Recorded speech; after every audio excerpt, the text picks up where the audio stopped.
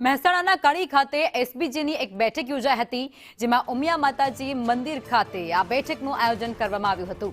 આ બેઠકમાં લાલજી પટેલ દ્વારા પાટીદાર સમાજને લઈ અનેક મોટું નિવેદન આપી દેવાયું છે, જેમાં તેઓએ કહ્યું છે કે પાટીદાર યુવાનોમાં વ્યસન અને દેખાદેખી હવે વધી ગઈ છે અને આ જે મુદ્દો છે તે સતત ચિંતા પણ વધારી રહ્યો છે। યુવાનો ફિલ્મો જોઈ અને ગેંગસ્ટર બનવાના રવાડે ચડી રહ્યા છે। એસપીજી દ્વારા કડીમાં નવી આધુનિક લાઇબ્રેરી પણ બનાવાશે। સમાજના લોકોની મદદ એઆઈ એપ્લિકેશન કરે તે પ્રકારનું એક એપ્લિકેશન પણ લોન્ચ કરાશે। લગ્ન નોંધણી કૌભાંડમાં તલાટી જેલ ભેગો થયો છે તેવું પણ તેમના દ્વારા કહેવાયું છે અને ઉપરાંત તેઓએ કહ્યું છે કે દીકરીઓને ભગાડી જવાની ઘટનાઓ અટકાવવા માટે સખત માંગ કરવામાં આવશે। દીકરીઓને ભગાડી જવાની અટકાવવા માટે કાયદાની માંગ પણ તેમના દ્વારા વિશેષ કરવામાં આવી રહી છે।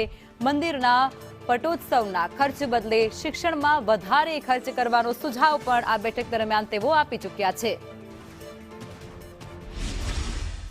આવનારા 10 વર્ષની અંદર દૂરબીન લઈને જોવો તો એ સમાજના કોઈ આગેવાનો નહીં દેખાય કે સમાજે નહીં દેખાય, કારણ કે આવનારી પરિસ્થિતિ ગુજરાતની એવી બની રહી છે કે પાટીદારનો એકડો ભૂસવામાં આવી રહ્યો છે।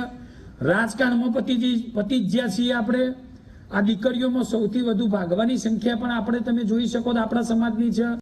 ગેંગસ્ટર, પેલું ધુરંધર પિક્ચર જોયું ને, એ બધાને ગેંગસ્ટર બનવું હોય।